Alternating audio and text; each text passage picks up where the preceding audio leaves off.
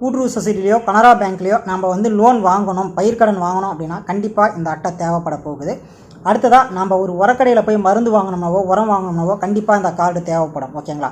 அது மட்டும் இல்லாமல் இது வரைக்கும் நம்ம மாடு எப்போ ஊசி போட்டோம், செனை பார்த்தாச்சா, எப்போ கண்ணு போடும் அப்படின்லாம் நமக்கு தெரியாது இருந்திருக்கும். ஆனால் இதற்கு மேலே அப்படி ஒரு விஷயம் தெரியாது இருக்கும் அப்படிங்கிறதுக்கான ஒரு வாய்ப்புகளே கிடையாது. இந்த வீடியோவில் நம்ம என்ன பார்க்க போகிறோம் அப்படின்னா, தினத்தந்தி நியூஸ் பேப்பரில் ஃபஸ்ட்டு பேஜில் வந்திருக்கக்கூடிய ஒரு நியூஸை பற்றி தான் நாம் இன்றைக்கி பார்க்க போகிறோம். இது கண்டிப்பாக எல்லா விவசாயிகளுமே தெரிஞ்சிக்க வேண்டிய ஒரு செய்தி. ஓகேவா? என்ன அப்படின்னு பார்ப்போம். உங்களுக்கு வேறு ஆப்போசிட்டாக தான் தெரியும் இல்லையா?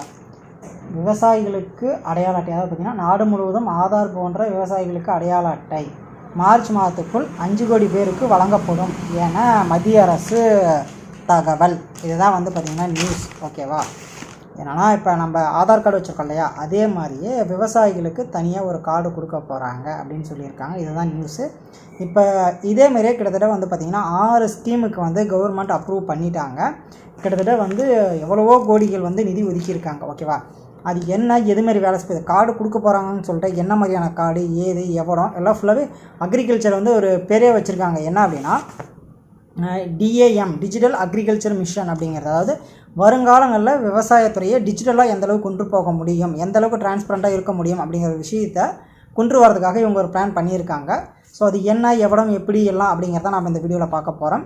மறக்காமல் சேனலை சப்ஸ்கிரைப் பண்ணிவிட்டு இன்னும் நிறைய விவசாயிகளுக்கு ஷேர் பண்ணுங்கள், அவங்களும் தெரிஞ்சுக்கிட்டோம். அது மட்டும் இல்லாமல் ஜான்ஃபிபுக்கு அப்புறமேட்டுக்கு பெரும்பாலான உரக்கடைகள்லேயே இந்த கார்டை பயன்படுத்தி தான் உரம் வாங்க முடியும் அப்படிங்கிற மாதிரியும் சொல்லிக்கிட்டு இருக்காங்க. அதெல்லாம் எந்த அளவுக்கு உண்மை, என்ன, எவ்வளோ அப்படிங்கிறதான் பார்க்குறோம். சேனலை சப்ஸ்கிரைப் பண்ணிட்டு நிறைய விவசாயிகளுக்கு ஷேர் பண்ணுங்கள், அவங்களும் இதெல்லாம் தெரிஞ்சுக்கிட்டோம்.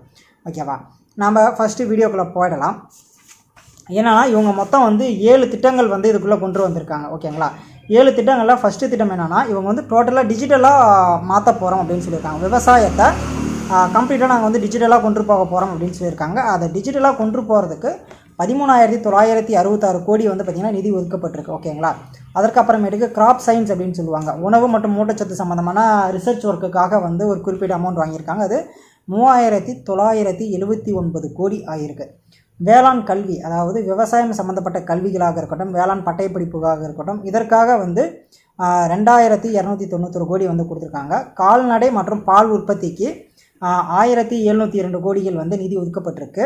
தோட்டக்கலைத்துறையோட வளர்ச்சிக்காக, ஆல்ரெடி தோட்டக்கலைத்துறை இருக்குது, அதோடைய வளர்ச்சிகள் இன்னும் அடுத்த கட்டத்துக்கு கொண்டு போகணும் அப்படிங்கிறதுக்காக 860 கோடி நிதி ஒதுக்கியிருக்காங்க. கிரிஷ் விஞ்சான் கேன்ரா அப்படிங்கிற ஸ்கீம் நிறையா பேருக்கு தெரியும், தெரியாதே இருக்கும். அதற்காக வந்து 1,200 கோடி ஒதுக்கியிருக்காங்க. ஃபைனலாக வந்து பார்த்திங்கன்னா ஆர்கானிக் ஃபார்மிங்காக வந்து 1,115 கோடி ஒதுக்கியிருக்காங்க. இதெல்லாம் நிதி ஒதுக்குனது. இதில் எனக்கு பிடிச்ச விஷயங்கள் என்ன அப்படின்னா 2 ஸ்கீம் சொல்லுவேன். ஒன்று வந்து பார்த்திங்கன்னா அந்த கார்டு. ஓகேங்களா? ஆதார் கார்டு மாதிரியே விவசாயிகளுக்கு ஒரு கார்டு கொடுக்க போகிறாங்க அப்படிங்கிற ஒரு விஷயம் ஒன்று. ரெண்டாவது வந்து பார்த்திங்கன்னா கால்நடை மற்றும் பால் உற்பத்தியில் வந்து ஒரு விஷயத்தை பெரிய மாற்றத்தை கொண்டு வர போகிறாங்க. இந்த 2 விஷயத்தை பற்றி தான் நாம் இந்த வீடியோவில் ஃபுல்லாக பார்க்க போகிறோம்.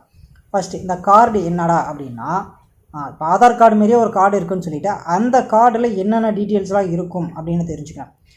மொதல் விஷயம் என்னென்னா, விவசாயிகள் எல்லாமே இதை வந்து பதிவு பண்ணியே ஆகணும். மார்ச்சுக்குள்ளே வந்து பார்த்திங்கன்னா 5 கோடி விவசாயிகளுக்கு கொடுக்குறதா பிளான் பண்ணியிருக்காங்க. மார்ச், ஏப்ரல், மே வரைக்கும் போயிடும். மேக்ஸிமம் எல்லா ஃபார்மர்ஸுமே ரெஜிஸ்டர் பண்ண வச்சுருவாங்க. எதர் வந்து கூட்டுறவு சொசைட்டியாக இருக்கட்டும், எங்கே வேணாலும் பதிவு பண்ண வச்சுருவாங்க. ஓகேங்களா? என்ன தேவை அப்படின்னா, மொதல் விஷயம் உங்களுடைய ஆதார் கார்டு வாங்கிடுவாங்க. உங்களுடைய பெயர், உங்களுடைய கம்ப்யூட்டர் சிட்டா, பத்திரம், இது எல்லாமே டிஃபால்ட்டாக அதில் மெர்ஜ் பண்ணிவிடுவாங்க. அந்த கார்டு இப்போ ஆதார் கார்டு எப்படி 12 நம்பர் சொன்னோம் அப்படின்னா, நம்ம எந்த பேங்க்கில் அக்கௌண்ட் வச்சுருக்கோம், என்ன ஏது அப்படிங்கிற எல்லாம் கம்ப்ளீட் டீட்டெயில்டாக வருது இல்லையா?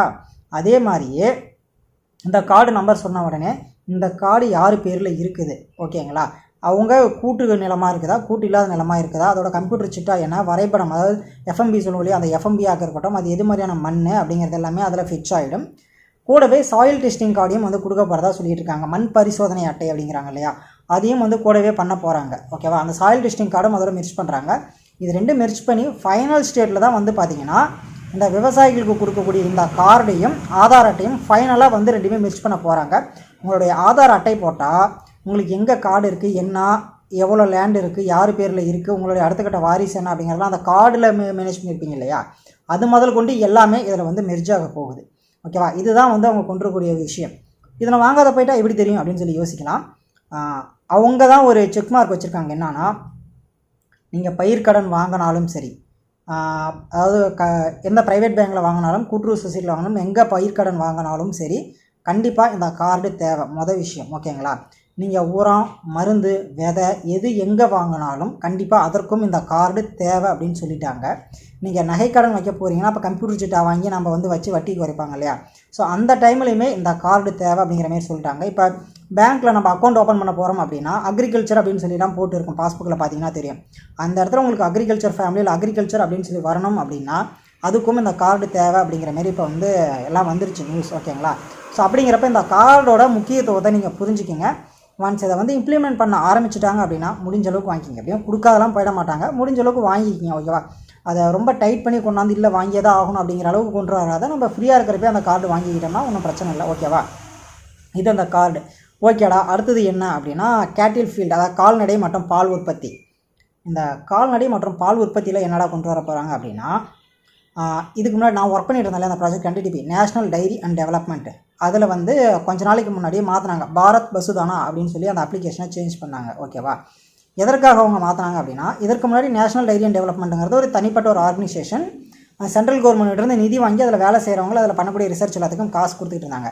ஆனால் இப்போ என்ன பண்ணிட்டாங்கன்னா சென்ட்ரல் கவர்மெண்ட்டே அந்த ப்ராஜெக்ட்டை டேக் ஓவர் பண்ணிட்டாங்க. என்ன பண்ணாங்கன்னா இந்த ப்ராஜெக்ட் ரொம்ப நல்லா இருக்குது, இது விவசாயிகளுக்கு யூஸ்ஃபுல்லாக இருக்குது, இதை நாங்களே டேக் ஓவர் பண்ணிட்டாங்க.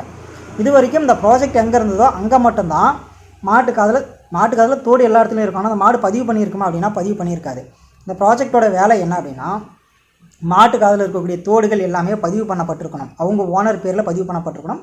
ஆதார் கார்டு வாங்கி ஃபோன் நம்பர் OTP வெரிஃபிகேஷன் போட்டு பதிவு பண்ணணும். இது எதற்காக அப்படின்னா அந்த தோடுமே மாட்டுக்கு காதில் இருக்கிற மாதிரி ஃபோட்டோ எடுத்து அப்லோட் பண்ணால் தான் அப்லோட் ஆகும், இல்லைனா அப்லோட் ஆகாது. ஓகேவா. இது எதற்காக கொண்டு வராங்க அப்படின்னா இப்போ நீங்கள் வந்து ஒரு இடத்துல ஊசி போட போகிறீங்க. ஓகேவா. எங்களுக்கு பக்கம் அப்படின்னா ஆத்தூர் தலைவாசல் இது மாதிரி பக்கத்தில் கவர்மெண்ட் ஹாஸ்பிட்டல் இருக்குது. அங்கே நான் ஊசி போட போகிறேன் அப்படின்னா என்றைக்கு ஊசி போட்டோம் அப்படின்னு சொல்லி எல்லாருமே குறித்து வச்சுருப்போமா? கண்டிப்பாக குறித்து வச்சுருக்க மாட்டோம். இந்த ஒரு விஷயத்தை பண்ணும் போது அவங்களுக்கு வந்து அந்த டாக்டர் இருக்காங்க இல்லையா, மாட்டு ஊசி போடுற டாக்டர் இருக்காங்க இல்லையா, அவங்களுக்கு வந்து என்ன ஆகுது அப்படின்னா அதுக்கு என்ட்ரி போட்டே ஆகணும். இந்த ஊசி போட்டிருக்கீங்க இல்லையா, இந்த மாட்டுக்கு என்ன ஊசி போட்டிங்க, என்ன புல் நம்பர் அப்படிங்கிறத அதில் மென்ஷன் பண்ணி போடணும். நாளைக்கு உங்களுக்கு வந்து எப்போ ஊசி போட்டோன்னு தெரியல அப்படின்னா பாரத் பசுதானா அப்ளிகேஷனே வந்து ஓப்பன் போர்ட்டலில் இருக்கும். ஓகேங்களா. இல்லை வெப்சைட்டில் இருக்கும். அதில் போய் உங்கள் மாட்டோட தோடு நம்பர் போட்டிங்க அப்படின்னா அந்த மாட்டுக்கு என்ன ஊசி போட்டிருக்காங்க, என்னைக்கு ஊசி போட்டிருக்காங்க, என்னென்ன தடுப்பூசிகள் போடப்பட்டிருக்கு, என்னைக்கு செனை பார்த்தீங்க, எப்போ கண்ணு போடுற டேட் எவ்வளோ சீக்கிரம் இருக்குது அப்படிங்கிற எல்லாத்தையுமே நோட்டிஃபிகேஷனாக கொடுக்க போகிறாங்க. ஸோ இப்போ சொல்லுங்கள் இந்த ப்ராஜெக்ட் வந்து யூஸ்ஃபுல்லாக இல்லையா அப்படின்னு. ஸோ இந்த ஒரு விஷயத்தை கொண்டு வராங்க. அது மட்டும் இல்லாமல் அதுக்கு பிறக்கக்கூடிய கண்ணுக்குட்டி இருக்குது இல்லையா, அந்த கண்ணுக்குட்டிக்குமே வந்து தோடு அடித்து இந்த மாட்டோட கண்ணுக்குட்டி தான் இது அப்படிங்கிற விஷயத்தை கொண்டு வர போகிறாங்க. இது எல்லாமே ஆல்ரெடி நேஷ்னல் டைரி அண்ட் டெவலப்மெண்ட்டுங்கிற ப்ராஜெக்டில் பண்ணிக்கிட்டு இருக்கக்கூடிய விஷயங்களை இப்போ கவர்மெண்ட் என்ன பண்ணுறாங்கன்னா இந்தியா ஃபுல்லாக எல்லா ஸ்டேட்டு டிஸ்ட்ரிக்ஸு கிராமம் எல்லா கிராமத்துலையுமே கொடுத்துட்டாங்க. இதுக்கு முன்னாடி இது வந்து பார்த்திங்கன்னா ஒரு 4 டிஸ்ட்ரிக்டில் குறிப்பிட்டு ஒவ்வொரு டிஸ்ட்ரிக்ட்லையுமே ஒரு 10 வில்லேஜ் 5 வில்லேஜை மட்டும் சூஸ் பண்ணிக்கிட்டு இருந்தாங்க. அதெல்லாம் வேணாம், மொத்தமாக இந்தியா ஃபுல்லாக இதை இம்ப்ளிமெண்ட் பண்ணுங்கள், இந்த ப்ராஜெக்ட் நல்லா இருக்குது அப்படின்னு சொல்லிட்டாங்க.